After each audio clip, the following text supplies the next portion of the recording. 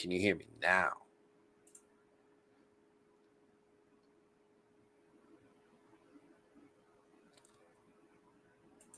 Hello, hello, hello. Oh man, that's embarrassing. Why did that change? I think you there we go. Man, whoo, whoo, whoo, whoo. I had a whole conversation by myself. Wow. It's just one of those days, y'all. It's just one of those days. Yeah, I know. This has to be like the worst episode of the correct opinion yet. I know. It has to be like the worst episode of the correct opinion yet. Um, but listen, it's just going to be one of those kind of episodes today. Cause like, look, I'm not fully prepared. I have some stuff prepared, but I'm not fully prepared. Clearly, my mic wasn't even set up. Not fully prepared. So let's start this over. Thank you all for coming through. Always appreciate y'all coming through, checking out us on a Sunday. You could be anywhere in the world right now, but you're here with us. I see a couple of y'all joining in from YouTube. Some of y'all checking in from my X-Men. My X-Men. I always appreciate my X-Men. Thank you all for coming through, and thank y'all for being patient with me. Listen, do me a favor. If you're new here, please, please, please hit that like button on your way in.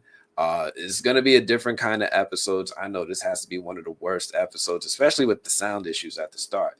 But I'm also a little bit unprepared. So what that means is that it's going to be a little bit more of a conversational episode. It's going to be me talking to you, checking in with stuff that's going on with you, me checking up real-time news events, things like that. We're just going to be mostly having a conversation. I know we used to do this all the time. I hope you guys who are new here and just more so prefer the more structured thing where I just give a topic and I run through those. That's going to happen too. We're still going to talk about The Last of Us. I just saw the movie Fountain of Youth last night. I have some notes, but I guess I'll talk to you guys about that as well. And we could talk about any other things that are going on. I know that the From cast, David Alpay and Scott McCord, did like a panel at a convention yesterday. I got a couple of clips from it, but I don't think I have the whole panel. But they were able to make a public appearance together, and they just talked a little bit about the show. But yeah, I have some other cool stuff going on now. Want to see who's here with us now. Let's see. I see we got Satamo McGee. Appreciate you coming through. Of course, our member, Markeisha. I appreciate you, Markeisha. Don't forget, look, we have channel memberships now. If you guys are interested, you get a little bit of extra stuff. You get some stuff a little bit early. You also get your own custom emojis. Markeisha has access to like these cool emojis. I even have a From Talisman emoji that you can use on YouTube. Come on over. The channel memberships are just $1.99. To start, and if you want a little bit more extra stuff, there's a higher tiers, but it's just $1.99 and you get access to all these cool things. Like if you are a member, you got access earlier this week to our footage from the Cannes Film Festival where Spike Lee made a public appearance, and he kind of put together an impromptu panel talking about his career, talking about his newest movie Highest to Low with Denzel Washington, and just his experiences as a filmmaker. I wasn't able to go. You guys know that, but we do have access and representation there for the movie blog, who's able to get us some shaky cam footage. I shared it with you guys. I'm going to share some more stuff with you. I got the closing moments of the Cannes Film Festival, the closing segment. It's mostly in French. I'm going to have that translated into English and any other language that you guys need access to. But I'm going to put that up later today. And as a member, I'm probably going to do that live stream today, because at this point, I think we all need to know. I think we're all feeling the same way. Where the F is Abby? Right? Like, yo, where the F is Abby? This has to be one of the most emotional episodes I've seen in a long time. Like, yo, I remember playing this scene in the game, and I remember, even though it was a flashback, like going through the swamps, going through the museum, I felt like something bad was going to happen, but the truth is just as tough to handle. yo, this episode was everything. So yeah, we definitely gonna go into this episode of The Last of Us and start going from there. Who else we got up in here? Member PS, appreciate you for coming through. Thank you so much. Yeah, they just did a panel. They just did a panel recently. It was David Alpay, Scott McCord. Again, I don't think I have the whole panel, but I have some clips that I'll be able to put up there.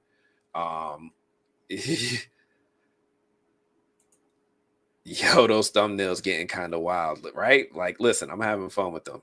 But yeah, there's some things that I'm going to talk about in this episode, but yeah, I'm going to keep it open. I'm going to keep it loose. I'm going to touch on a few other topics and we're going to have a good time. Happy Sunday. So, y'all ready to get into The Last of Us? I think I'm ready to get into The Last of Us. We 10 minutes into the stream. 5 of it was silent. Let me go ahead and start getting into The Last of Us. Let's go.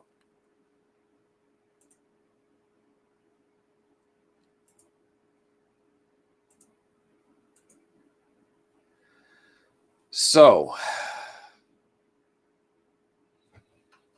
oh, yeah, this is how unprepared I am. This is the wrong image. So, yeah, I remember playing out these moments in the game with well, not these moments because I didn't beat the game. And I found out that this is actually from the epilogue when they are talking on the porch and having this conversation. Spoiler alert, right? Like, I guess it's my own fault for playing the game 4 years later. That's on me. I got no excuse for that. But here I am catching these moments with the epilogue 4 years later. And yeah, they decided to do this for a reason. So there's a lot of different changes that they made from the story structure in the game to the episode. And I love listening to the behind the scenes making of the episode because you learn so much about why Neil Druckmann and Craig Mazin made the decisions that they made. This episode is to highlight and represent and instill in us the love between Joel and Ellie more than anything. And even though they started to grow apart as Ellie got older and she started to find herself more and she started to be and crave independence, there was still a very strong love between these two. And this episode did everything to remind us of that love, instill that love in us, and give validity and a sense of understanding to Ellie's perspective when she goes up to people and whips out a metal pipe and asks them, "Where's Abby?" Yo, where F yo, where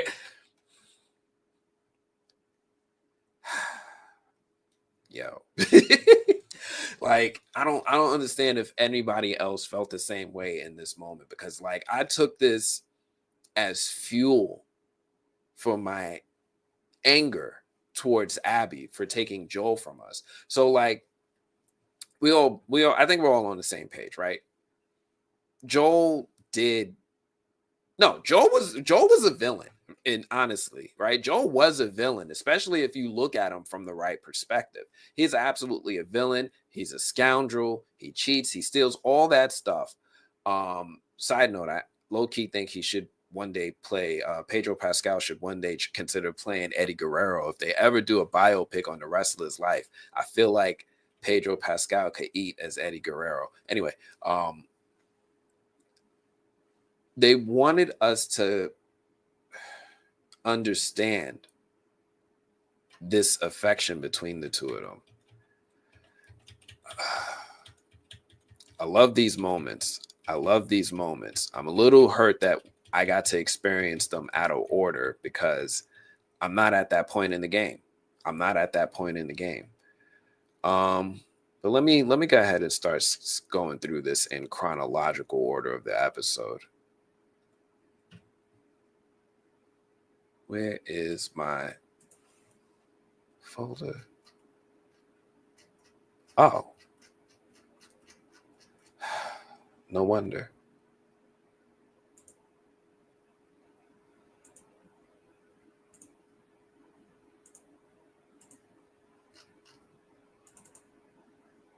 There we go.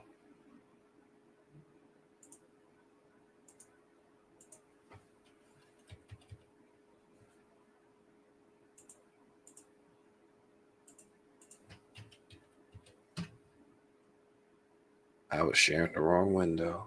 Well, not the wrong window, just the wrong order. And let's get it in the right order. Sorry, I told y'all this one was going to be the unprepared episode. I have my images. They're just in a different folder. But yeah, definitely while I'm looking for this, sound off, let me know what you thought of these opening moments, these changes. If you've played the game, if you're one of those game heads like me who've gone through the game and, you know, we have our own view of what we want to see and the way that we want to see it with this show versus the way that they're presenting it. Let me know what you thought of all the changes that they made along the way in putting this episode together, because we all know exactly what it was that they did.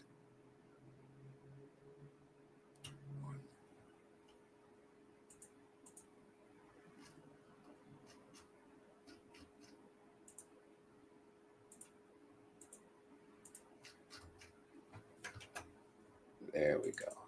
Now I got it. This is it.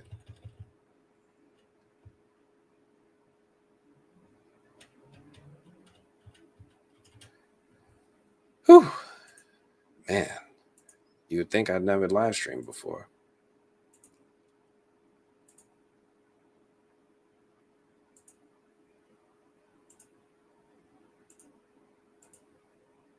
There we go.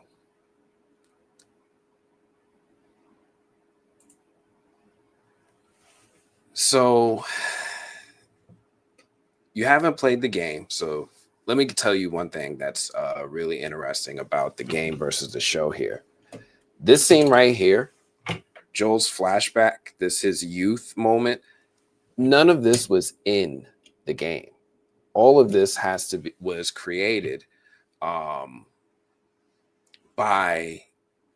by the brainstorming between Neil Druckmann and Craig Mazin. So like if you listen to the making of the episode, you learn that the creator just never even thought about flashing back to Joel's childhood, right? This is something new that was added because either way, I really like this scene because I like learning more about the way that Joel came up, right? We learned that he's originally from Austin, Texas, right? Joel is old because this scene takes place during the year I was born. We learned that Joel was he had like this savior complex, right? He had like this savior complex where he always wanted to protect people ever since his childhood. Um, and we also see that each parent is trying to do better than their parents, and it adds so much to Joel as a character because we understand more about his decision making in saving Ellie from the Fireflies, right? He's trying to parent Ellie better than he was parented.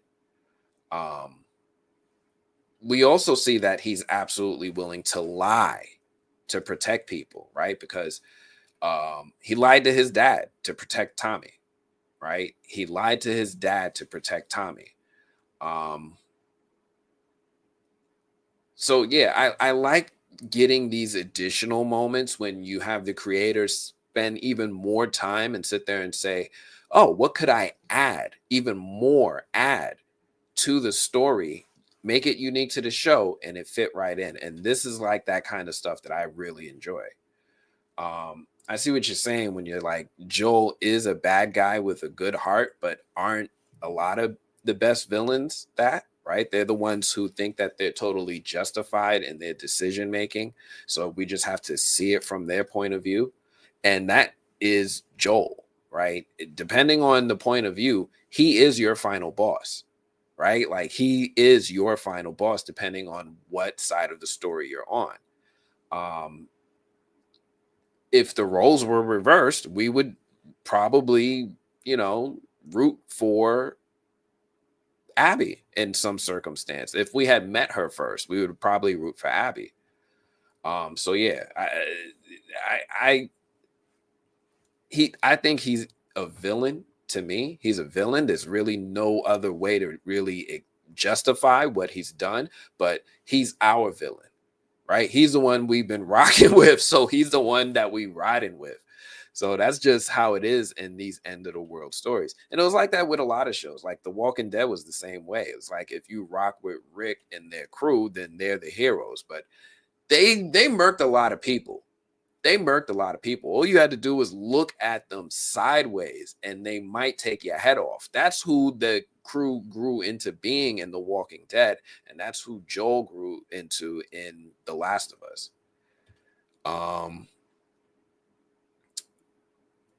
Yeah. So yeah, this episode, like I said, he is a flawed human being, but in someone else's eyes, he's 100% a villain. He does lie, he does cheat, he does steal. He is that dude. I like meeting his dad.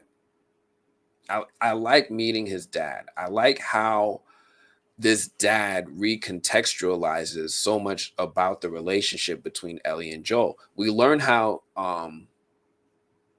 he and Ellie had that conversation on the porch, and you hear the conversation mirror the things that he said with his father here, right?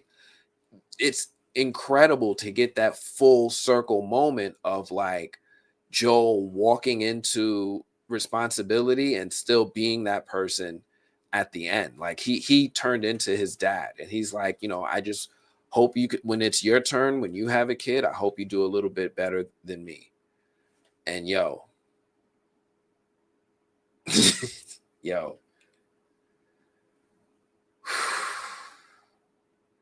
this scene right here, right? Because I honestly thought dad was going to whoop ass, but this scene right here ended up turning into something way more emotional for me. It turned into something way more emotional for me, right? I love this insight into his childhood. I love this addition from the creator, Neil Druckmann, when adding this moment. Like, just, I love it. We learned so much about Joel. And yeah. Who here had the wildest reaction when we found out that this dude broke Joel's jaw for stealing a candy bar? Yo, a candy bar for a candy bar. Yo, my man had to have his jaw wired shut for months over a candy bar, and he's still acting out. This is what I've been telling. Yo, listen, parents, for some of y'all who don't need to, who don't get the message, and it just flies over your head. They're trying to tell you, you can't beat your kids to be good. It's not, they're going to be Joel. They're going to be Joel. They'll be our bad guy, but they're going to be Joel. You can't beat your kids into, oh my gosh. Yo, this whole scene had me. Markeisha's like, yeah, this scene had her enough, had me in my feelings too. Yeah. When he said that, I couldn't help but wonder what happened after. Because Tommy is shook. Joel is willing to take the lumps. Like, they know it's going to be bad. They know that their heavy-handed dad, beer-swigging dad, is going to be bad. And he is the sheriff. So you can't call the cops on him. You can't call him on him. Like, you can't do anything there. But yo, it taught me so much about Joel again. Also, like how in this episode,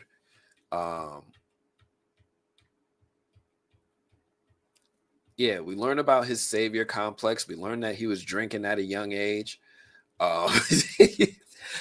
We learned that his dad is trying to do better than his dad before him. So I can only imagine the whoopings he took.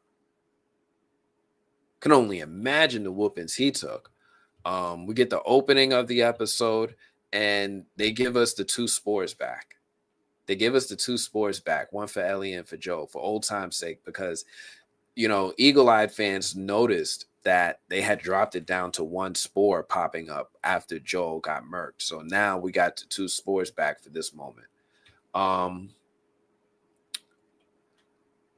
Let's see. We fast forward, right? This is with Seth. I think we begin to explore the 5 years that passed in between seasons 1 and 2 of this show, because who wouldn't want to explore the 5 missing years, Marvel? I mean, it's just 5 years of ripe storytelling opportunity right there. Who wouldn't want to explore that in Marvel?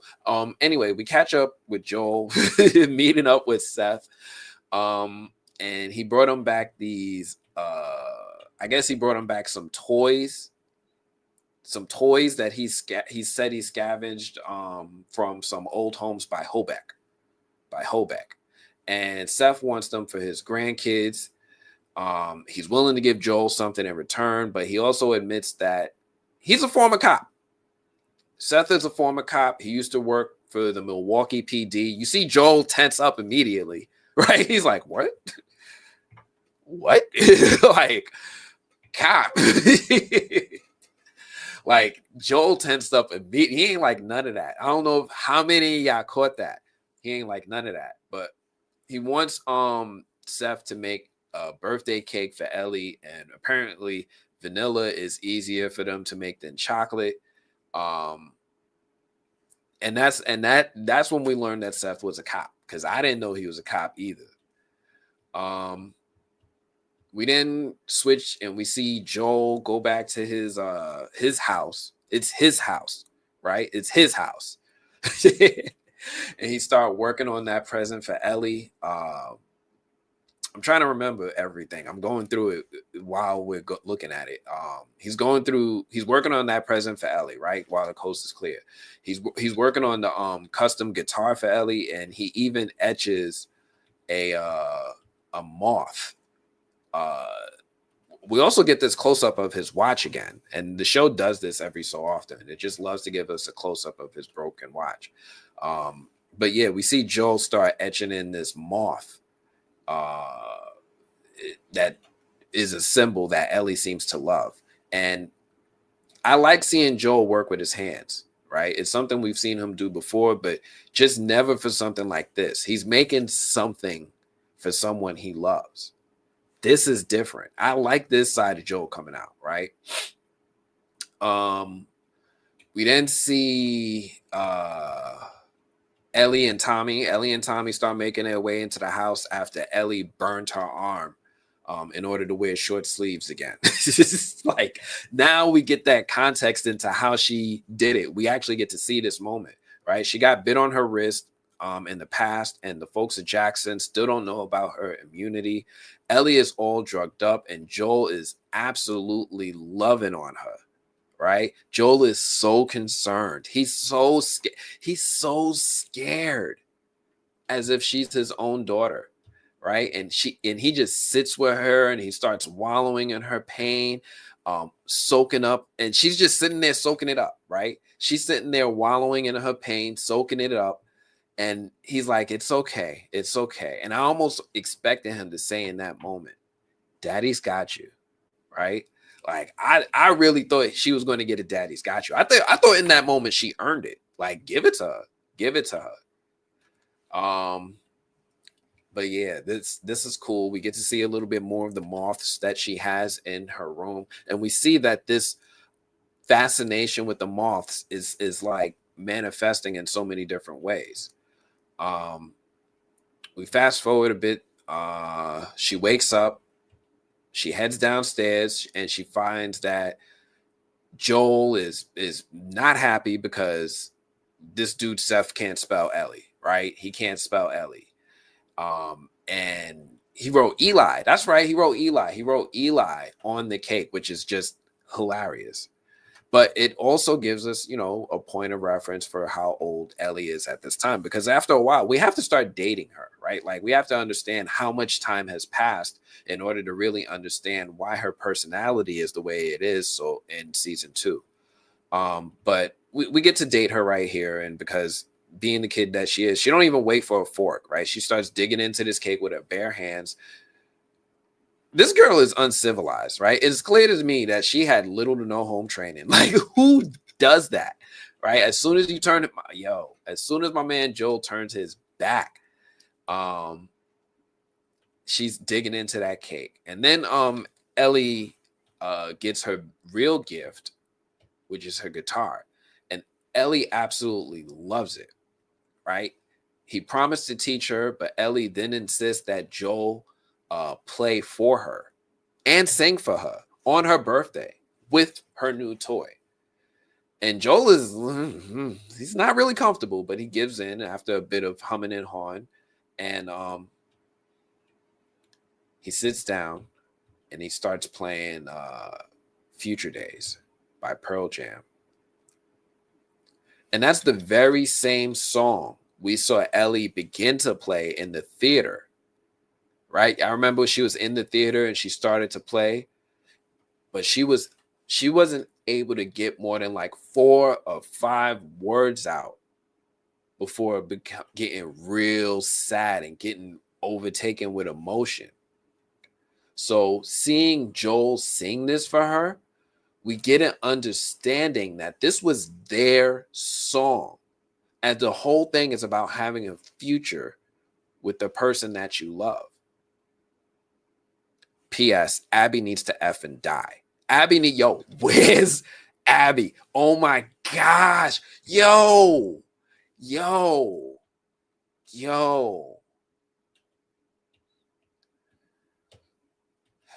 Who didn't,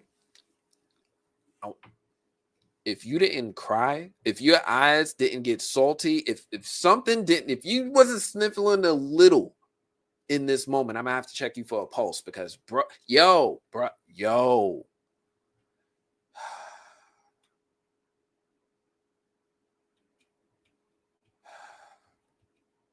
And then after he finishes singing the song, right, he gives her a gift and he lets her know that he understands why she wants to wear short sleeves. He gets it. He understands why she had to do what she had to do.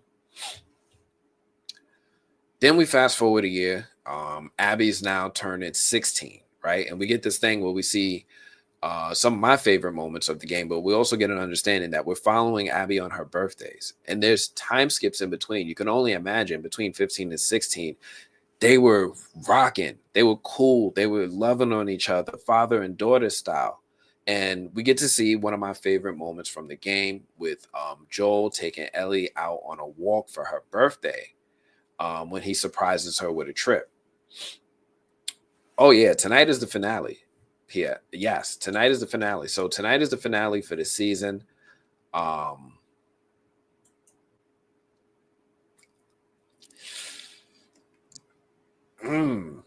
We're going to need to talk after the finale. Let's talk after the finale.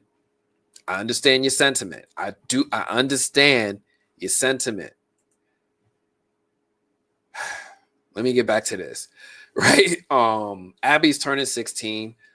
Joel and Ellie are going out for a walk. And Joel surprises Ellie with this trip where he takes her to a museum and they actually find a effing dinosaur.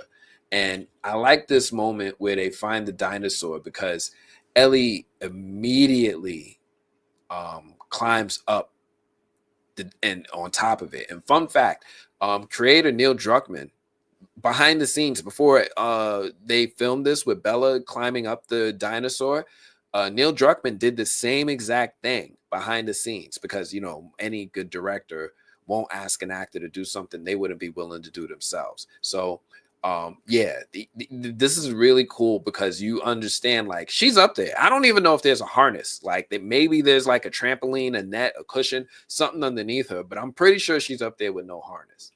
But that's I like seeing these behind the scenes and learning these fun facts. We then see them go inside the museum, and Ellie is surprised to find that this museum has a whole section dedicated to space exploration, right? They get to see this solar system. They get to see astronaut helmets. They actually get to see a full-on actual space capsule from the 1971 space flight. Now, fun fact, Apollo 15 is the actual space flight that not only went on the moon, but I believe it was the first one that brought a space rover on the moon. So that was the one where they got to actually drive around on the surface of the moon and just do donuts and stuff and have fun and get paid for it. So yeah, this is that Apollo 15. Um, so yeah, Ellie and Joel, they have this really loving, really loving moment on her 16th birthday, right? Ellie and Joel, and all of this is present in the game. And again, when I was playing the game, I was fearing for my life because this show doesn't have happy endings. But we have this moment where Ellie and Joel, they hop inside with Joel telling her to go get herself a helmet. And this is cool because in the game, you also get to pick a helmet. Like she actually walked past like 3 of them. They were like multiple helmets. You get to pick which helmet you go inside with. They hop inside the actual thing, they close it, and then Joel does this cool thing where he hands Ellie a cassette tape of the countdown and the takeoff, right? And we get to have a moment. It's a rare moment. We actually get to have a moment where we just sit here and bask in Ellie's pure imagination as she pretends that she's taking off into space as Joel looks on like a proud father. No cordyceps, no threats, no bandits, no danger. Just a father and daughter enjoying some time together, celebrating her life.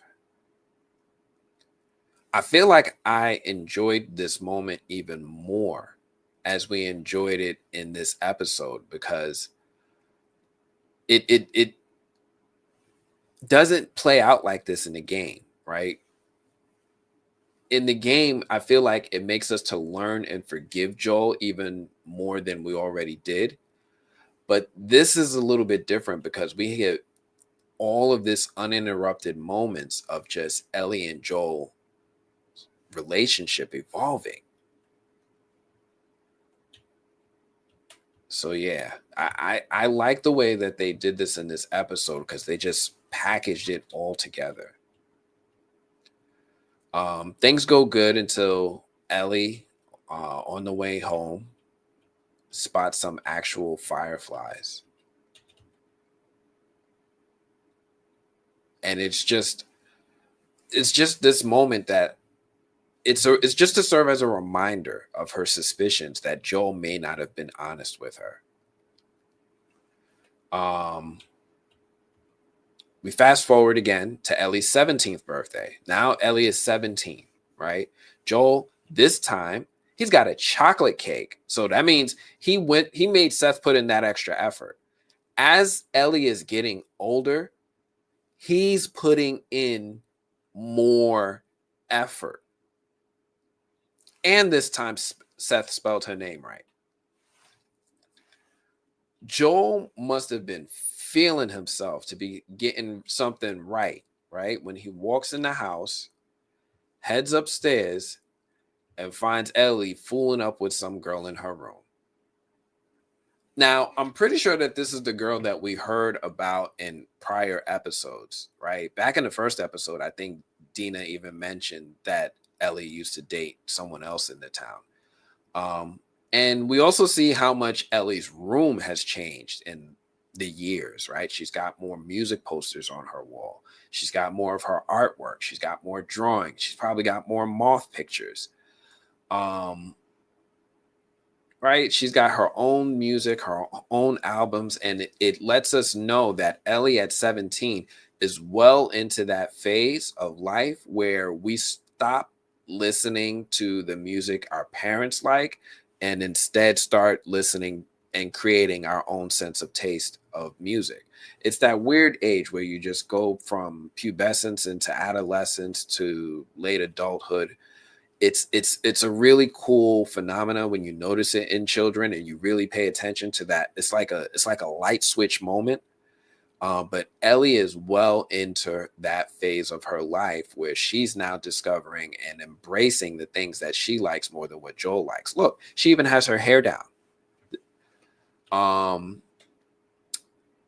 We also learned that this is the girl that helped her get her tattoo on her arm. I don't know if Ellie's got. Be quiet. She put her tattoo on her arm. Joel freaks out because he's just now realizing that Ellie likes girls and has a hard time processing it. And Ellie isn't with the shits, right? She isn't with the shits. She immediately hears this, doesn't like this whole attitude, and starts scouting out the garage to make a decision that, you know what?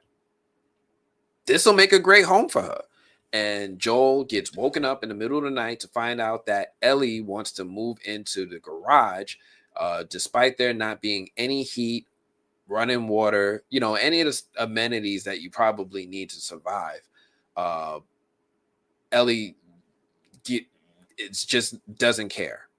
She gives Joel a reality check that not only does Joel not own the house that he's claiming, but he's also not her father.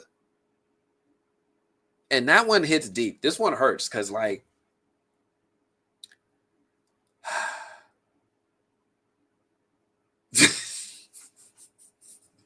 yo, I'm sorry. I just saw this. Better not be no boys up there, Ellie. Oh, yo. When you think about it, Joel had to take in maybe a little bit too much all at once. I don't know how the hell he missed all of this because we all knew that Ellie liked girls since season 1, right? She had a girlfriend back in season 1. Just so happens her girlfriend got bit. But she had a girlfriend in season 1. We knew that, but Joel missed it. And somehow he even missed that his daughter was, attracted to women. So Joel got a whole lot at once. Plus, she wanted to move out. Plus, she got a tattoo. Plus, she's up here smoking weed. Like, it's way too much at once for somebody who's already emotionally fractured as Joel is. And rather than anything, you can just see the malfunction. He just is like, I'm going to just give in. You know what?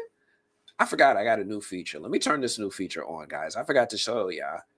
We can now see the chat, hopefully, is on the screen. So let's see how that goes.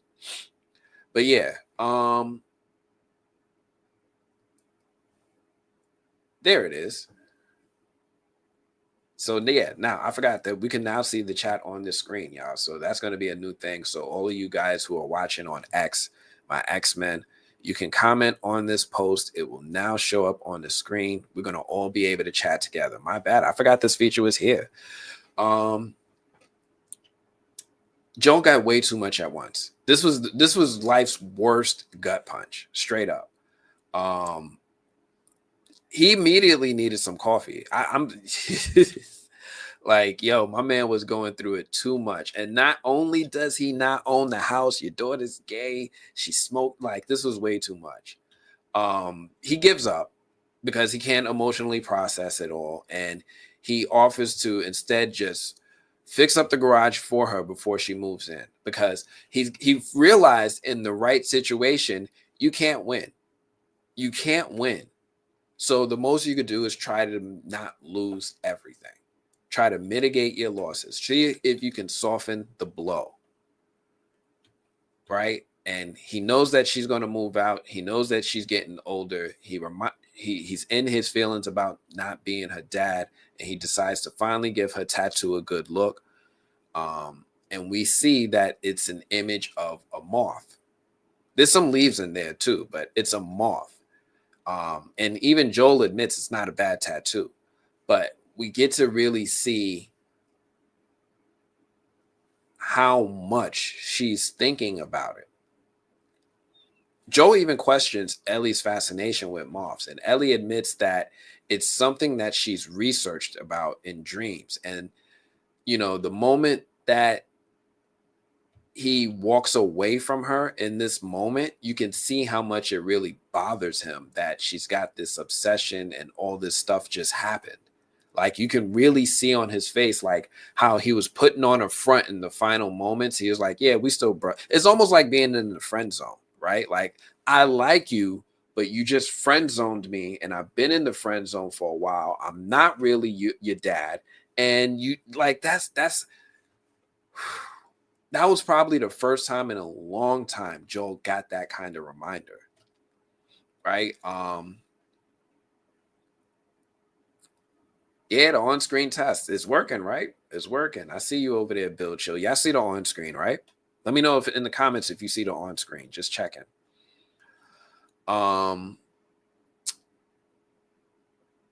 So yeah, Joel is now interested in this fascination with moths, right? Because Ellie even admitted that she researched it. So he decides to visit Gail, the town therapist, the next day, and he asks her about the meaning of moths in dreams, right?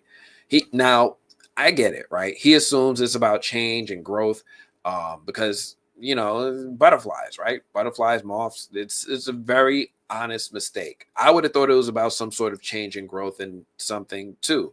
And instead, we learned that moths are instead about death, which is not. I don't think that was anything we all expected. Joel finds out it's about death. It bothers him a lot. He immediately gets the hell out of there without telling Gail anything. He doesn't really confide in her the way that he probably should, right? Because we see in the next scene that we see Ellie's packing up her stuff, including some records, with one being Zamfir, the Lonely Shepherd. We also see that Ellie has like a ton of drawings of moths. You can see them in the background. Like, she's thinking about this a lot.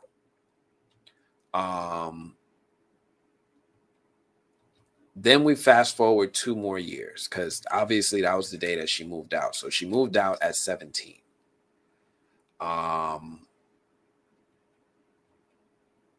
We fast forward 2 more years. So we passed 18.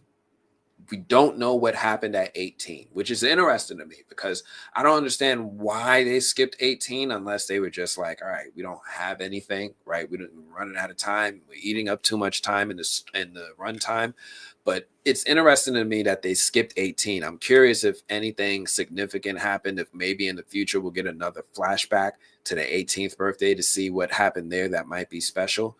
But I keep that in the back of your mind. We skipped 18 and now we're at 19, right?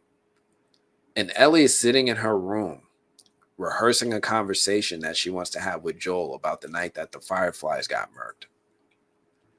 And she has a lot of holes to poke in his story. She has so many holes to poke in his story. Because she's not dumb. She's like, yo, if they saw us 2 miles out, how they didn't see a group of raiders, right? Like it's not adding up, Joel. Joel knocks on the door to take her out, right? She can't even, she don't even have something. She don't even have enough time. Is there something significant for the 18th birthday in the game? I don't know. Honestly, I don't know, because where I'm at in the game, I didn't see anything about that I recall about her 18th birthday. Like I said, the whole porch scene takes place as an epilogue to the game. So after the game, you get like a final moment, like after the credits rolls, like after credit scene of the whole porch scene. So I don't know any of this. So we're both in this together, PS. I'm with you on this though. But the whole thing is interesting to me because it's also recontextualizing where I'm at in the game, which I think I'm going to put in some time on the game today. It's been like a week since I last played the game. I think I got to put in some time today. But yeah, this is Ellie. She's turning 19. Joel knocks on the door to take her out on her first patrol, right? And it's something that she's been asking to do for a long time. He's finally allowing her to do it. She's been asking about this for years. So she gets hyped. Um, they travel out on what was supposed to be, I guess, the safest patrol trail that they have, with Joel expressing to Ellie how much he enjoys spending time with her. Right? So we look, she's 19. Joel's not getting younger. She already moved out the house, and she's been out the house for 2 years. She's been living in the garage at this point. He misses spending time with her. She's all he has. It's not like we've seen Joel pick up a romantic interest throughout this entire series, right? He's just a dad. And he's expressing to her as she's growing up and growing into being her own woman, how much he enjoys spending time with her and how much he wishes they would do things like this more often. Like, yo, that hit me in the feels, because we all get to that point in life when our parents say those exact words to us. They just want to spend a little bit more time because we have our own lives going on. Our priorities are shifting. And if we're not careful, our priority shifting will consume everything. And I love this moment because it shows where Joel's mind and heart has been since they got to Jackson. He went from just being like all the time protective, of Ellie when they're out in the wilderness, to like he can put his guard down and explore his feelings while they have some level of protection in Jackson. So I love getting this context as to where Joel was as a person and what he grew into in the 5 years since we last saw him. So yeah, they're out here, they're having some time. Ellie's a little tight that he picked the safest route for them, but as they're chilling, they get a call on the radio that Eugene and Adam are getting pinned down by infected and they need backup. And Joel lets them know that they're about 10 minutes away, right? They're about 10 minutes away. He tries to ditch Ellie. Ellie's not with getting ditched at all. So they head off real quick to catch up with Eugene, who's played by a very sorely missed Joe Pantoliano, man. I almost didn't recognize my guy, Joe. Where's he at? Let me get to him. Where's Joe at?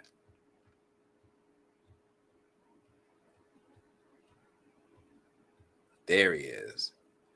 Like, I almost didn't recognize my guy.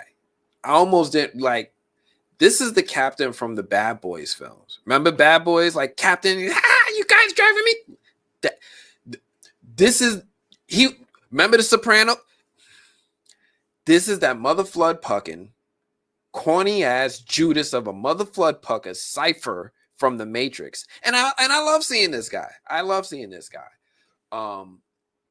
So it was good to see this actor come for this role in the series, even if it's just for a short moment, because the good news, we get to see him. The bad news is that he's been bit in the ribs, and we never even meet or see Adam. Adam, I don't even know.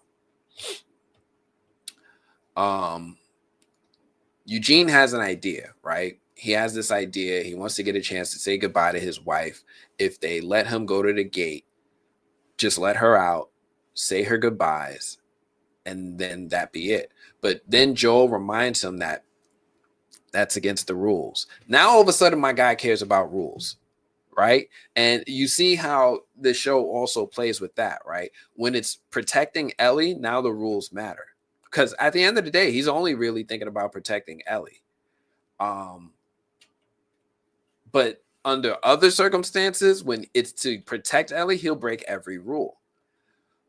I just love how they just show how he's into that convenient perspective. Ellie, on the other hand, is not with it. She's not with it. She's not with, just keeping to the rules. She asks him to put out his hand, and she gives him this hand test to see if he's trembling.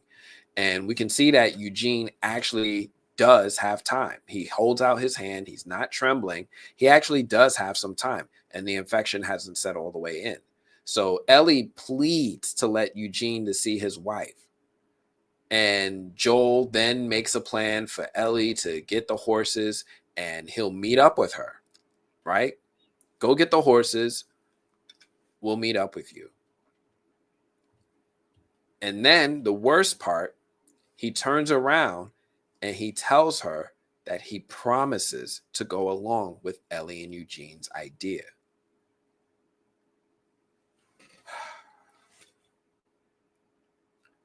The second that Ellie turns her back, Joel starts walking Eugene to a clearing, right? He starts walking him in the wrong direction. Well, I don't even know, because for a moment, I actually think he might have been willing to go with the plan until he saw Eugene have to ask him, which way is it? Is it left or is it right? And it's in that moment when he asked him, it looks like he made a decision. Like, I almost think Joel was actually willing to go with the plan until that moment, and he snapped right back into protector mode. It's like, again, it's this thing that we see him do since childhood. He is willing to do anything to protect the people that he loves, even lie to them. So the moment that we see Eugene not remember which way to get to Jackson, he goes back into protector mode. He tells him to go to the right, and he walks him to this clearing. And it's a beautiful clearing. It's overlooking a lake and the mountains, but it's clearly not in the same direction of Jackson. Eugene, it doesn't take Eugene very long, right? At first, he is a little foggy, right? He is a little foggy. He's clearly a little foggy. My man's walking around dazed and confused. But it doesn't take him long to realize that Joel isn't taking him to see his wife. Instead, Joel offers to pass along a few last words. Eugene pleads some more. He pleads some more. Yo, this was sad, yo. This was sad.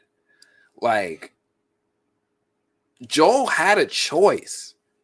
Joel really did have a choice. He had time. And not only did he have time, Joel is skilled enough to protect them from one infected.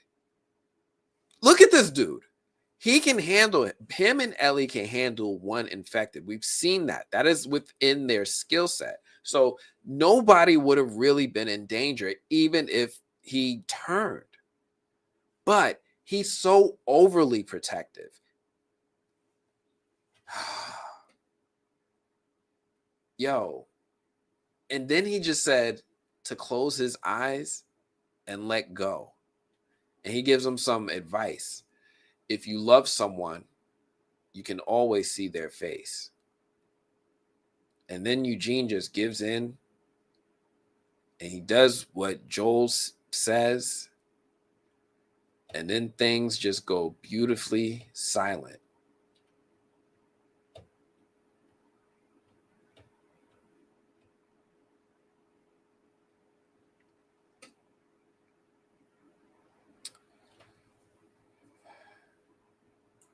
Fernando says, I understand the man lost his daughter, but damn, Joel has a black heart. Joel is actually, yes. So again, right, this is to remind us, Joel is the villain of other people's stories. He is the final boss. He is Gail's final boss. He is Abby's final boss. And we don't even know how many other people get included in that, because Joel was like, what was Joel? Joel was like 40 when the outbreak started. 20 years passed between him and meeting and when he met Ellie. He was like 60 when he met Ellie. Joel like had 20 years of being an unhinged, like without Ellie calming him down, 20 years to run these Last of Us streets, making enemies, doing things the way he does them. I remember when back in season 1, when people were looking for him, they couldn't figure out which people. They was like, yo, who do you think those are? You're like, yo, it could be a bunch of people. Joel had enemies looking for him since season 1. Can you imagine what he did? This is him when he's calm. This is him when he's chill. Yo.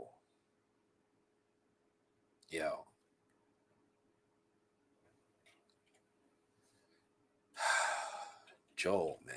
Joel. He pleaded just to let him see his wife, and instead he offered to pass along his last words.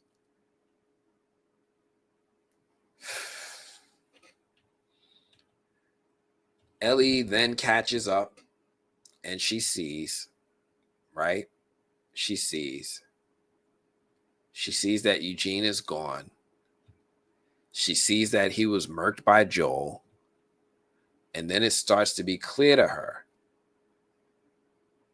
This guy lied to her face with the same calmness, with the same straight face that he did that same day when she questioned him about the fireflies.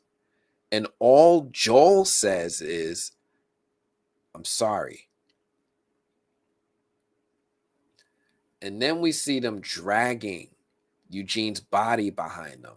The same way we saw Joel's body being dragged, except this time there's a bloodstream coming from his head.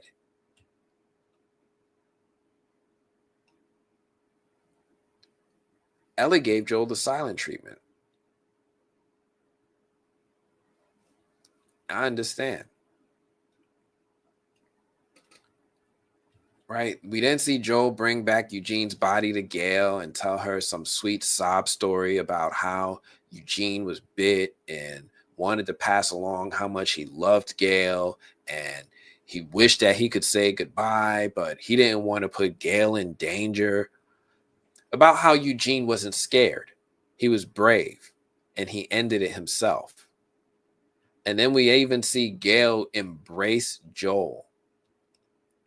Hugs this man until Ellie decides it's time for the truth. She's not with it today. And she tells Gail about how Eugene had time. She tells him how he begged to see Gail. She tells him how Joel promised to take him to see her, but Joel lied and then shot him in the head. And Joel is speechless. Joel is speechless. He's never been called out in this way before, and you can see it. He is speechless. And then she goes, "You swore." And wow, yo, this moment is so powerful because you can tell Ellie's not talking about today. She's not talking about today, right? Today, Joel, when he said that he was going to bring Eugene back, he said, "I promise." No, what she's referring to is the day that Joel told Ellie that horseshit lie about raiders murking all the fireflies. And then Ellie asked him back then if he was telling the truth. And he said, "I swear." This is the wedge that came in between Joel and Ellie. And according to the show, that wedge festered. That wedge festered. It was something that they could not reconcile.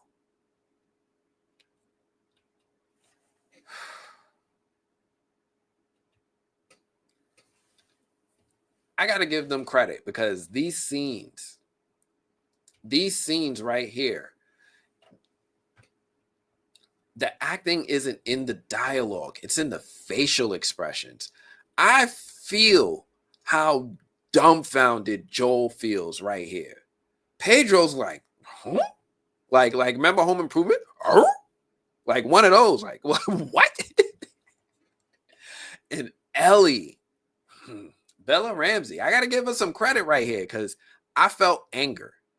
You could see her face turned red. She was boiling. Her blood was boiling the whole ride back, and she wasn't with it.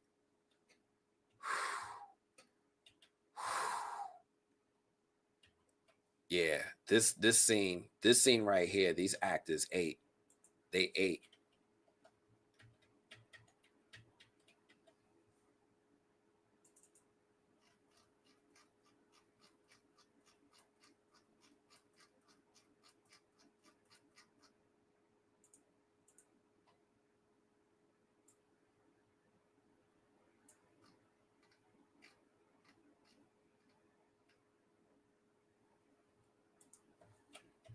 Come on. All right, you don't want to move. Technical difficulty, of course. Right when we was cooking, right? Having a good little run. All of a sudden, you don't want to move to the next image. It's fine. I got it right here. Man. Anyway, yeah. Let me see if this will work. Yeah, okay, we're back. So yeah, we also get to see that this wedge festered for 9 months. It went for 9 months and it went unresolved. 9 months of Ellie being pissed with Joel for being a liar. 9 months. And we fast forward to the New Year's Eve party where we confirm one, Ellie's birthday is in March, and two, Joel felt like a father wanting to protect his daughter when Seth said that crap that he said to Ellie and Dina, except for, you know, not understanding her sexuality. But he still wanted to protect her. He still wanted to protect her, right? And by this time, Joel has had years to accept Ellie's sexuality, right? We also see that Joel was beginning to be accepted by the town, despite him being an asshole. But this whole episode recontextualizes the moment with Ellie telling Joel that she doesn't need his effing help, right?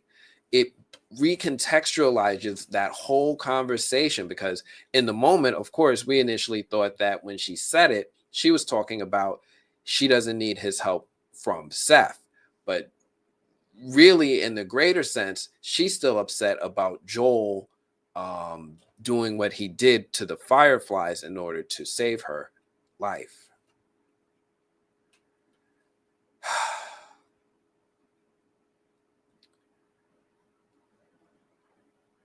So Joel, what did Seth say? Seth said something about Dina and Ellie kissing. He was like, hey, come on. It's a family event. Don't do that here. And the girls were actually leaving and were like, all right, sorry, whatever. We won't do that here. And then he said something, and he called them a slur. And that's when Joel got up and was like really upset.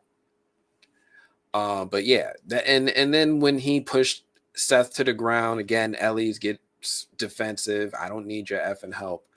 And Joel is like, right. Like he's still feeling guilty for, in his mind, he's feeling guilty about Eugene. But I don't think Joel in this moment even suspects that she's talking about the Fireflies, that she's upset about the Fireflies. I think that he's so resolved with that lie in his head, he thinks he got off easy. At least for that one. He's thinking that this is about Eugene. We fast forward and we see the guitar that Joel was playing on the porch was the one that he made for Ellie. This is the guitar he made for Ellie, right? You can only imagine that at some point she gave that shit back because, F you and have a nice day, right? Like that's how she was feeling. But he's playing her guitar. We also see Ellie return home. And at first, she goes straight towards the garage. And Joel's sitting there stuck in his feelings. But then she doubles back to finally confront Joel and have a conversation about their beef. Joel has him some coffee that he got from some of the new folks that he traded for, but he's embarrassed to admit what he gave in return. Ellie tells Joel that she had Seth under control and she doesn't want to get parented by Joel anymore because she's almost 20. Joel then asks whether Dina is Ellie's girlfriend now, right? He's trying to move forward, right? This is how much you can tell that Joel's about to get blindsided because he really thinks that this is about Eugene. This is about Seth. He has no idea that Ellie, he's so resolved in that lie.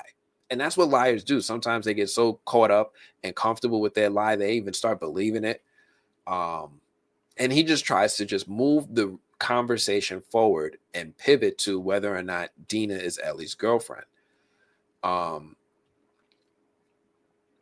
And Ellie isn't exactly 100% comfortable talking with Joel about this kind of stuff, right?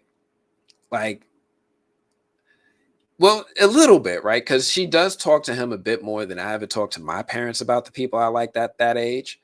I also do know that by the time I was Ellie's age, I was already a parent. So there's also that.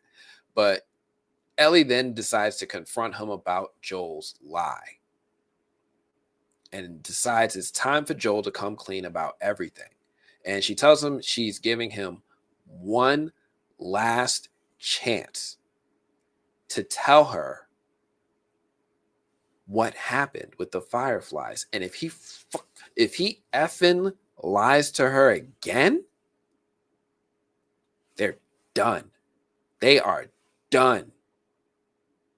And I almost think that they filmed this scene 2 years ago because Bella Ramsey looks younger here. Like her face looks younger. Like I almost feel like they filmed this scene 2 years ago and saved it for season 2. But this scene is so powerful. It's so powerful because Joel has no words. He has no words. And you ever get that feeling like when you're so overcome with like emotion, like you can't even muster words to speak, like you're so choked up? Joel, he can't eat. He's so overwhelmed emotionally. He's so blindsided that he just answers with head nods.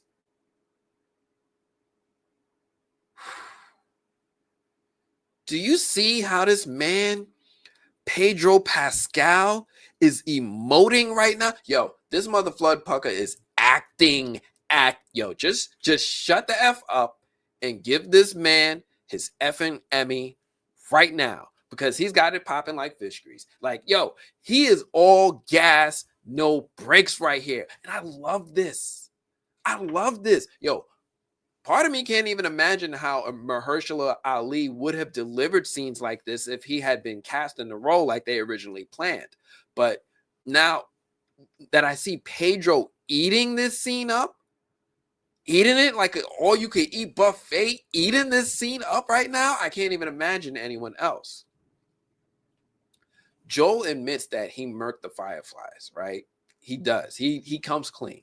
He murked the fireflies. He lied that day. And it was all because the cure would have murked Ellie. She's like, yo, then that was my fate, bro. That was my fate. And you took the future from me. You took it from everyone else in this world. And you know what? Joel was like, yep. And I'd do that. I'd do it again. I would do it again. I would do that. I would damn this whole world. Everybody would get murked. I would do it again. And she's like, oh, because you're selfish. And he's like, no. Because he loves her in a way that she can't even begin to process. And honestly, this might be the first time we ever heard that word come out between them. I don't think we ever heard it before. Joel said that he loved Ellie. And he starts to give her that speech that his father gave him. If you ever have one of your own, I hope you do a little better than me. And look, oh my God, yo, give him the Emmy. Give it to him. Who's messing? Yo, who is messing with Pedro right now? Nobody. Nobody is touching Pedro right now. And we see Ellie start to forgive him.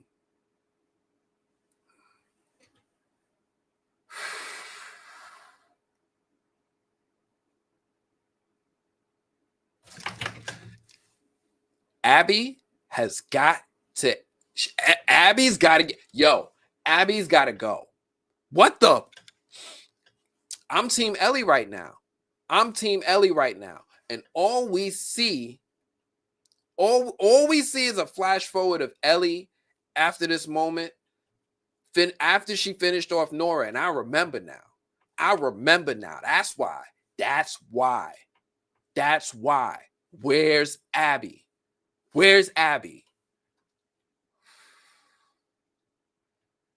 And then she's returning to the theater to meet up with Jesse and Dina. And oh, shoot.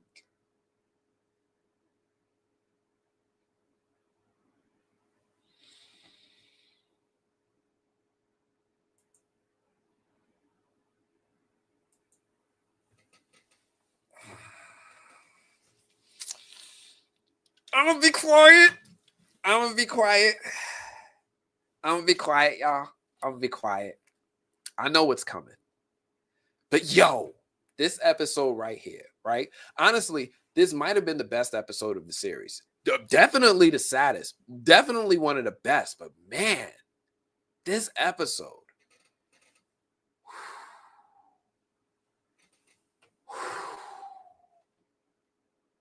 Where's Abby? Where is Abby? That's all I can say right now. And yeah. So yeah, I already ordered mine. I made myself a Where's Abby t-shirt. I decided let me start sharing some of this stuff with you all because why not? I know sometimes you guys like to get the shirts that you see people wearing in the live streams. So I made my own Where's Abby t-shirt. You guys can check it out if you want in the Teespring store. I will drop something in the description if you guys want it. Let me just show you what it looks like real quick. And then we can move on into Fountain of Youth real quick. It is, here we go. Yeah, I thought it was a cool shirt. I already ordered mine, so hopefully it's here by the time we get to next week's episode. So this way I'll be able to rock it and represent it. If you guys are interested, I have it up in the store right now. My Where's Abby shirt. Yeah, I don't know why it does that. I have a really big monitor. But there it is, y'all. Check it out. I'm gonna put the link in the chat and in the description for you all.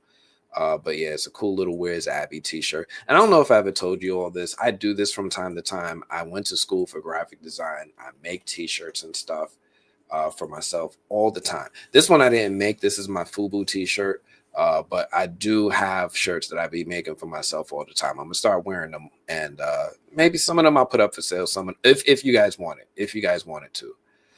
But what do you all think about that episode? And who also is thinking like I am when I say, "Where's Abby? Where is she?" That is what I need to see in this next episode. Now, I didn't watch the trailer for the next episode because part of me has a theory as to where they might go with this next episode. I have a theory where they might go. They might go to a segment that I'm familiar with but they might go another direction too, right? Because we might. So here's what I've been hearing, and what I've been hearing is that the show, which we already know, has been renewed for season 3. If you guys can tell, the pacing for this season is a little bit slower. There's fewer episodes. We're not getting a 10 episode season. Tonight is the finale with episode 7. They're saying season 3, and spoiler alert, if you guys don't know this from the video game, spoiler alert, there's portions of the game where you play as Abby.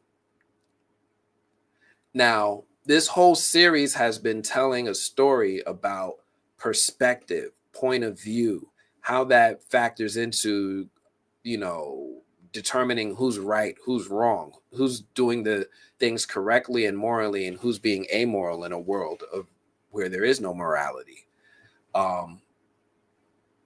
We're going to see story, I suspect, from Abby's perspective in season 3. If all of season 3 isn't entirely devoted to Abby, I think that it has potential to be an Abby episode, or it's going to be continue from Ellie's perspective and leave us on a cliffhanger that then circles back and starts season 3 with Abby's perspective. But I wouldn't be surprised if we started Abby's perspective this episode. But these guys don't surprise me either way. They're really good at their storytelling. But what did you all think of this episode, and what do y'all hope to see in the next episode? Again, I have not seen the teaser trailer. I've just been going in, not watching it because I'm already playing the game, so I'm a little bit ahead in the game, and I know what might happen, and I just want to leave a little bit of aura surprise. But what do you guys want to see happen in this episode? And let me know as I start to prepare my next segment, because awesome to let me prepare while you guys are watching. Oh yeah, no. This one is gonna be different. Okay.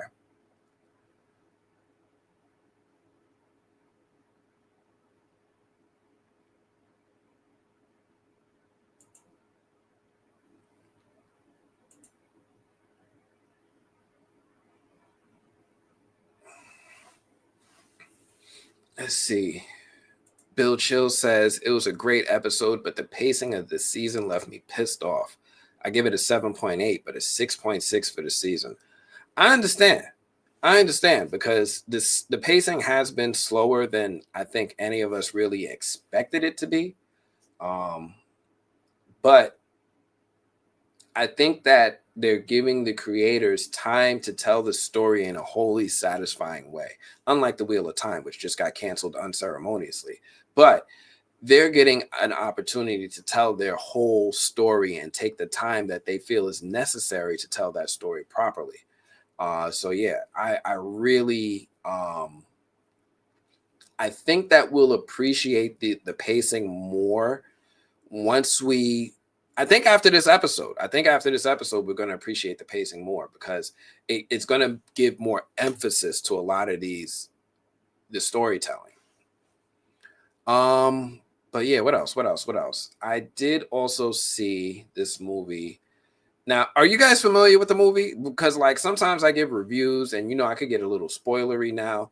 Are you guys familiar with the movie Fountain of Youth? Have you heard of it? With John Krasinski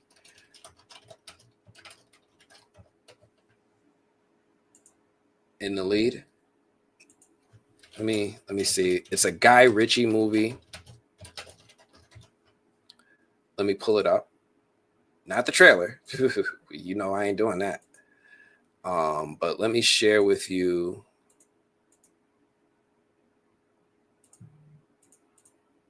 this tab. All right, so this movie came out. It's got John Krasinski. If I do that, I should do this. Natalie Portman, and a few other folks that are in the film. Isaac Gonzalez, Domhnall Gleeson, Stanley Tucci, Carmen Eogo. it's got a pretty solid cast. Laz Alonso, Michael Epp. It's got a pretty solid cast. So, and it's a Guy Ritchie movie. So, for those of you not familiar with Guy Ritchie is the director of the Ministry of Ungentlemanly Warfare, The Gentleman, The Wrath of Man, Lock, Stock, and Two Smoking Barrels. He's been around for a while. He's made some pretty cool films. So I am definitely interested, Sherlock Holmes, in this film, mainly because I just like the talent that's behind it. Now, looking online, I'm seeing not a lot of people were in love with it. But I did check it out, and I did have a good time with the movie. So let me go over here. And again, I'm not fully prepared. So this movie, what can I say about this movie? So this movie, it feels like it was inspired by, and I'm sorry, I'm freestyling, y'all. It feels like it was inspired by like a lot of things I'd seen before. It feels like it's Uncharted meets The Mummy meets National Treasure. If it got dressed in a 3-piece suit, right? If it was a Guy Ritchie 3-piece suit, crack a few jokes and pull off a museum heist, it would be that combination of films. This movie had John Krasinski riding motorcycles through Bangkok, Natalie Portman throwing shade while dodging bullets. It had a team that low-key feels like the Mission Impossible crew if they got recruited from a bar fight. So yeah, it is a vibe. It is a vibe. The opening of the movie is wild. The opening of the movie is pretty wild. It right out the gate, there's motorcycles, there's Thai gangsters, there's drones zipping through buildings. The Bangkok opener grabs you fast, right? It's a really cool action piece. And it had that Indiana Jones flashback kind of opening energy, but modern with GoPros and John Krasinski smirking like he just stole the Mona Lisa. So yeah, Uncharted vibes. It's got those Uncharted vibes all day. Now, I was getting Nathan Drake vibes hard from Krasinski's Luke Perdue. He's charming, he's roguish, and somehow never loses his corduroy cool. Even when dangling from a helicopter, like he's always got this calmness about him, as if life is not as fragile as it is. He's got that devil may care attitude that is just so in line with like a Nathan Drake. So I kept getting Uncharted vibes while watching this. So, and it doesn't help that I'm watching The Last of Us in between all this, right? So I'm tuned in. I'm tuned in. Natalie Portman, she's great. Natalie Portman is almost always great. She's sharp as ever, right? She plays Charlotte. She's a single mom / museum curator / art history encyclopedia with sarcasm for days. The sibling rivalry between her and Luke is that good old petty decades long you stole my Legos kind of drama because it's real and it feels fun. Like I really really like the chemistry that she brings with John Krasinski, because honestly felt like they wasn't faking. I was like, yo, you really are envisioning your sibling's face over this body right now. Stop playing with me. What the hell is this?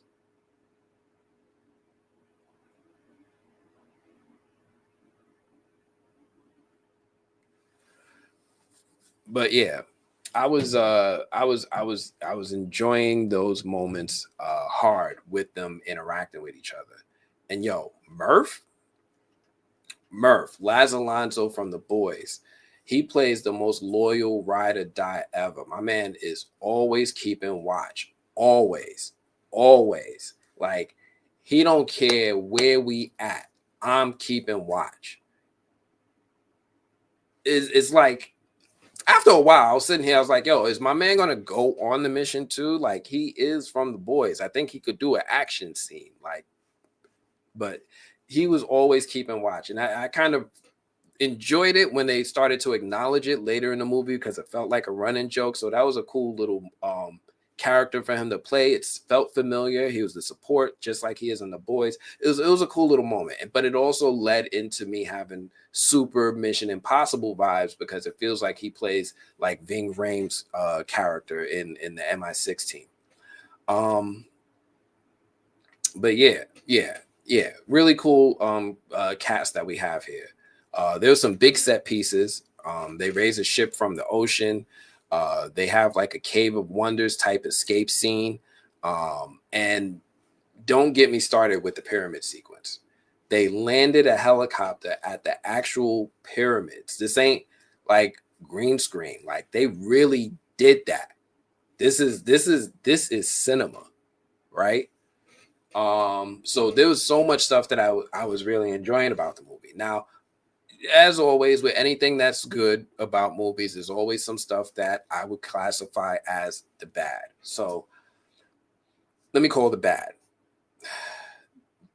The villain twist, I called it. It's kind of predictable, right? The moment they introduced the dude with the $1 billion bank account, I was like, that's the villain. That's the villain. You can't trust nobody with that much Tony Stark energy and a ticking clock diagnosis, right? That's the villain. So it is a little predictable, right? I think there are some missed opportunities as well, right? Because they do tease some supernatural angles, and you do get some supernatural angles, but they don't lean all the way in. Like, if we're chasing immortality, give me a cursed skeleton. Like, I understand you're not the mummy, but give me something. Let somebody age 500 years in a blink. Let's lean into this.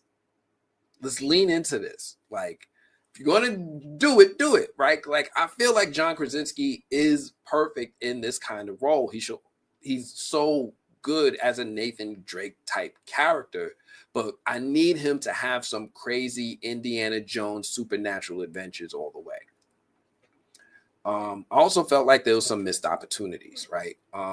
They teased the supernatural angle that didn't come through, but they also missed some opportunities with the humor because some of it hits and some of it doesn't.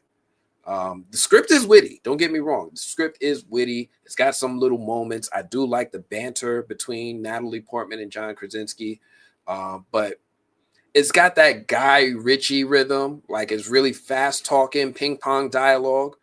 Some of the jokes hit. Some of the jokes hit. Like, they really do hit. Others, wah, wah. So, just be ready for that. But overall, Fountain of Youth, I thought it was a slick, stylish little treasure hunt. We got some real chemistry between Krasinski and Portman. It's got big stunts. It's got globe trotting.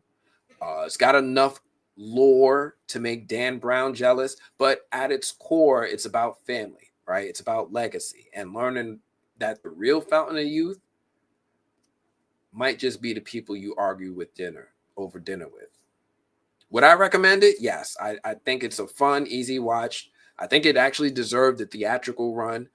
This thing does have summer blockbuster energy, even if you're just watching it in a couch in your pajamas. I think it's a cool movie. But look, do me a favor. If you like Uncharted, you like The Mummy, or you just miss movies that let you laugh while ducking bullets, go ahead, give Fountain of Youth a spin. It's on Apple TV Plus. Then come back here and argue with me in the comments about whether Murph deserved more screen time, because he did. And if you're just now checking in on this at the tail end of this review, do me a favor, hit the like button, subscribe. And if you haven't, I'm gonna need you to subscribe and share this with somebody who still thinks the Fountain of Youth is in Florida. I got merch, I got opinions. I'm here. But let me see. What did you all think? Did any of you all check this out? Bill Chill says, I haven't watched, but I will today. That's a good decision. Let me know what you think when you come back. It's a cool little movie. This movie is going to be fire. It is kind of fire. It is kind of fire. It is kind of fire. So it's got its moments. I definitely do think that. Looking forward to this one. I'm a big fan of Indiana Jones type of adventure movies, and you're gonna be a big fan of this. This got that kind of energy.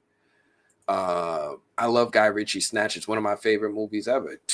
Look, Fernando, I'm with you. This has definitely got that Guy Ritchie, Sherlock Holmes, hard-hitting energy that we like, that kinetic energy that we get in a good Guy Ritchie movie.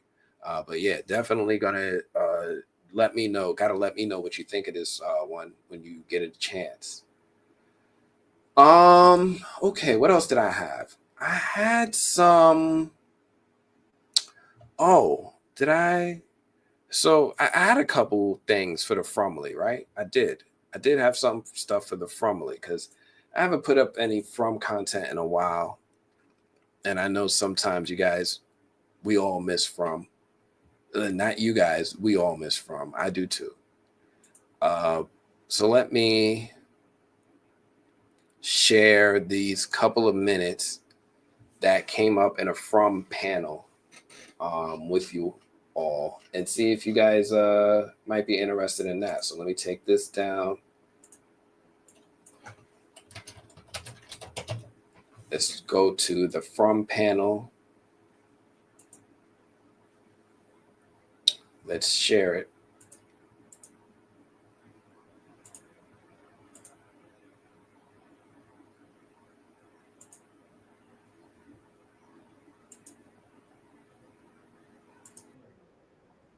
So thank you guys. Family. So we've tried to work out some questions. So if y'all can hear this. We're trying to think outside the box. So as David and Scott. Pause it. Make sure you guys can hear it. Keisha says, I have to get the Apple TV app. All the shows look interesting. Wait till I get to Foundation. I'm really just waiting I'm really just trying to get The Last of Us out the way so I can focus my attention on Foundation. Foundation on Apple TV Plus. You're going, but I want to make sure you guys can hear this. Let me make sure it's coming through. Would you have? If y'all could just let me know in the comments or the chat. Can you hear the sound? Can you hear the sound? Let me know if you can hear it. I want to make sure you can hear it. Questions. We know that you guys have been on our podcast with us, so we try to think outside the box. So as David and Scott, would you have put Sarah in the box? Wow, that's how we're starting the morning. Good morning. And the answer is yes. What are your thoughts on homicide? Would I have put Sarah in the box? I mean, listen. I used to have a puppy dog. And the number one rule of having a puppy dog is consistency. And you can't be changing the rules all the time. It confuses the puppy dog. And then it pees on the rug because it doesn't know what it's supposed to do. It gets stressed out. It gets antsy. It eats its own paws. It starts eating other people's poop. The last thing you want is Sarah going around eating poop. And so for the sake of consistency, as much as it would sadden me, I would have to agree with Scott, and we would have to put Sarah in the box. That's the only way to do it. I'm gonna actually take my answer back. So am I. Because Sarah doesn't deserve to go in the box. And I'll tell you this. It wasn't her. It was the town. It was the town. It wasn't. She wasn't in her right mind. It just time. It wasn't the good timing, really, for any of it. No. And here I'll say It was a bad time for Sarah, for sure. I got to work with Avery last year, and we did these scenes together. And I always love saying this. I said it last night. She is the Sarah that you know. She's not like that. She's totally hilarious, total cut up. And I would eat poop with her. When it came down to it, I would eat poop with Avery because she's amazing. And so my heart, I couldn't break the box. Come on, man. So you rush her into the forest and hide her somewhere, and Yes. Wouldn't you? Well, let's see a show of hands. Sarah's in the box. Not Avery. Sarah in the box or not in the box? Sarah in the box. Hands up. Okay, there you go. All right. We won't tell her. She'll never know. So that was a fun little segment. I guess I did this out of order.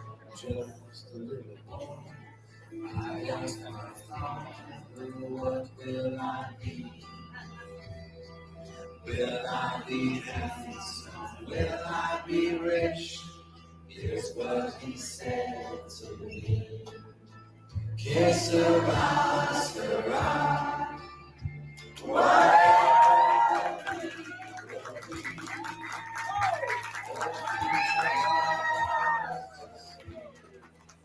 Que sera, sera. What will be, will be. Man, I didn't realize how much I missed that. Well, I guess we don't have to entertain you. I did not realize how much I missed that, man. But yeah, that was a cool little question. I know fans have been wondering for a while. What did Sarah deserve to go into the box? Right? Should she have gotten placed in the box? And I love their answer and letting us know that they don't think that she should have deserved to go in the box, but she kind of did. But if anybody asks, no.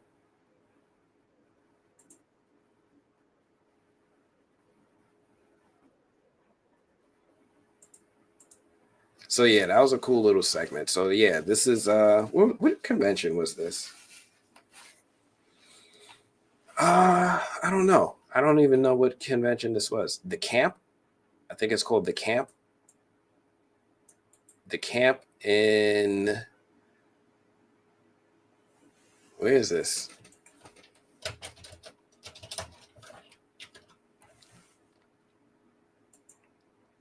I don't even know. Nope, that's not until October. But yeah, they have events year round. I guess they just did one. Oh, here it goes. The Camp Family Reunion in Peachtree, Georgia. Peachtree, Georgia. So that's where that was at. But yeah, Frumley, we got to get some stuff. What else? I heard season 4 is already confirmed. Yeah, season 4 is not already confirmed. Season 4 is in pre-production. So season 4 is actually in pre-production right now. And the actors and casts are starting to report to set to begin filming their scenes. So right now they're going to start filming, with filming expected to take about 5 months. It's about 5 months of filming, which is going to be interesting to me because the last time we left from town, I could swear it was winter, right? It was winter. So now we're going to be seeing them put into a situation where they have to film in the summer and reconcile that in the story. But because of the demand for the show, they don't want to wait until their normal filming schedule. Normally they begin filming in September and film all the way until February. Now they're going to be filming at a completely, no, I think they start August normally. Yeah, I'm sorry. But now it's going to be a completely different schedule, just awarding them more time to film in warm weather. So curious to see how that's going to reconcile into the story. Are we going to do time skips? What are we going to do? But yeah, they're starting to get into pre-production right now from season 4. And I think, did I have anything else? I don't think I had much else. I was going to invite E-Man onto the stream. He and I were talking about the Riri Williams stuff. And I was going to invite him on to have a conversation because you guys might have heard me or saw my post about this before. Me and E-Man have, I think, some of the most interesting conversations about film and television, especially right after we watch something. So a lot of times we'll have screeners the same day at the same hour, even though we're in different cities. And as we leave the screening, we'll call each other and we'll give each other our initial thoughts, stuff like that. And I'm like, yo, I think people would love to hear this. So we were going to talk about the Riri Williams trailer because Marvel did drop the trailer for Ironheart, but there was been a lot of online, I guess, discussion about the trailer itself, which is not surprising, not surprising at all. Um, it's triggering to a lot of people because it's triggering people to say some things, and then the people that say things are triggering other people who are seeing what they say, and it is getting some really divisive conversation online to the point where some very large prominent outlets are actually disabling the comments on the posts, just featuring this project, right? If there's a trailer, if there's a poster, if there's anything about this project, they got to turn off comments, which says a lot. It says a lot. So we were going to have this conversation about it. Originally, when I started this stream, it was called The Correct Opinion, where he and I would have discussions about things, whether or not we had aligning or differing points of views. We were going to talk about this one. But I think we're going to skip over it because I'm not going to talk about it by myself. But let's see. What are you guys saying? Fernando says, what are your thoughts on Disney and Kevin Feige being divided on what direction the X-Men movie should take?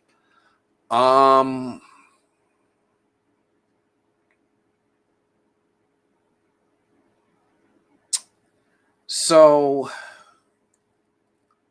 my concern is that, so here's the thing.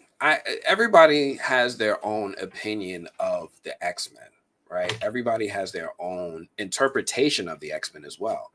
I know that there are friends of mine who look at the X-Men and just see a whole nother superhero team. It's like the Avengers, the Fantastic Four, the X-Men, the Defenders, the Guardians of the Galaxy, just another superhero team. And then there are those people I know who see them as a metaphor for civil rights, right? They're a metaphor for Jewish rights, Holocaust survivors. They're a metaphor for minority rights, Latino, Black, Asian. They are metaphors for people who get marginalized, people who get bullied. So a lot of people see the X-Men are attracted to them for that. So I can understand that there might be differing views on what direction to take the films, because there's a lot of groups that you might want to try to satisfy.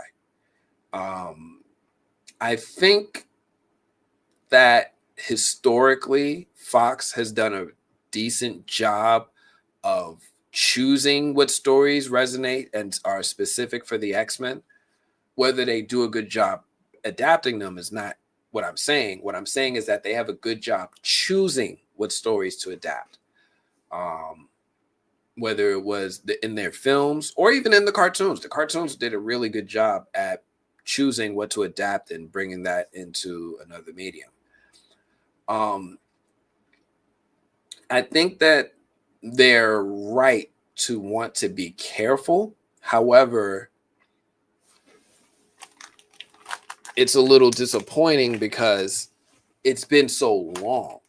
The Disney Fox deal started in 2017. That was 8 years ago. So that's 8 years. I was hoping that somebody was thinking about it, coming up with a plan. Or even when the deal was finalized, if you wanted to say, hey, what negotiations took 2 years, let's not think about it then. Let's shave off 2 years in 2019 when the deal was finalized. It's been 6 years. So it is concerning to hear, 6 years on from the time that they've got control of these characters, even enough to sprinkle them in as cameos in films. We got Mr. Fantastic, we got Human Torch.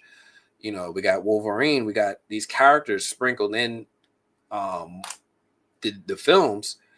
I would have hoped to hear that they had been thinking and working on their plan for bringing in this franchise, because at the end of the day, when it comes to the hierarchy of Marvel, um, that historically X-Men have been number one for their teams, right? It's Spider-Man, X-Men, everyone else, right? Like Marvel was really good at raising the valuation of the Avengers with the cinematic universe. They didn't have access to their most popular characters, because when they were bankrupt, those were the ones that sold first. Those were the ones that other studios wanted to get the rights for, Spider-Man and the X-Men. They couldn't make those movies. So when they didn't have a choice but to pick with what was left and make Avengers movies, they did a really good job of raising the valuation and the brand with the Avengers. However, X-Men and Spider-Man have always been leaps and bounds more popular historically than Captain America and the Avengers. It's just a fact. So I'm not surprised that they're a little indecisive on how to best adapt it, but I am disappointed that they haven't gotten further along.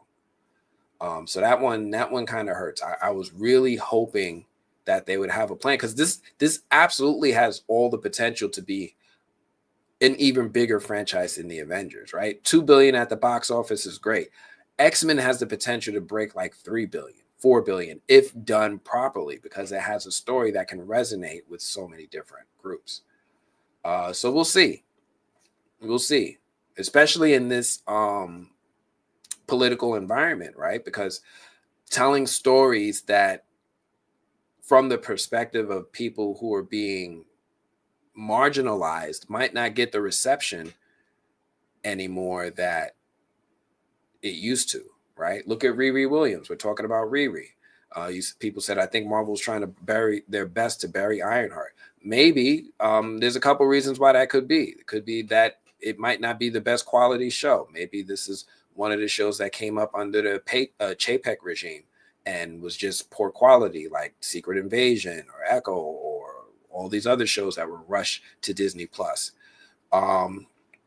Maybe it's because every time that they put out a character with a lead made up of minorities, that the show gets such a loud response on social media from certain groups of people. People don't always like seeing minorities in leading roles. So with Disney doing that and putting them on such a big platform like Marvel, it doesn't always sit well with people. And then there's just some people who just don't like the character, just read Riri Williams comics and just wasn't super interested. I have Riri Williams comics. Where is it? I have a couple comics, some signed by Brian Michael Bendis, the creator.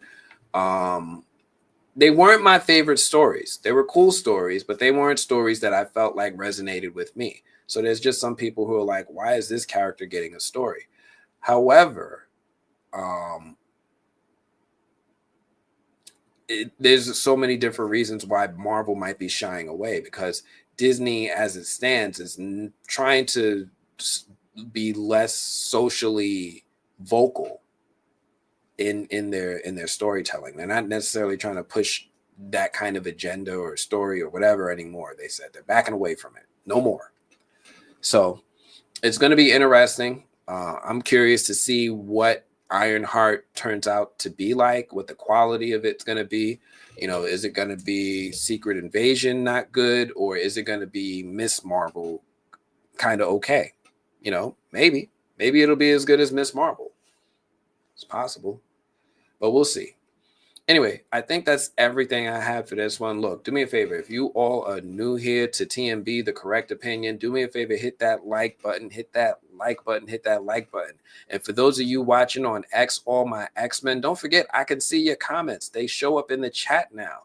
So Let me know what you guys think of this video. If you guys want to see more of these fun, zany breakdowns, if you want to hear any more of my interesting, thought out reviews, like, subscribe, buy some merchandise, join our membership. Otherwise, I'm going to check you all later.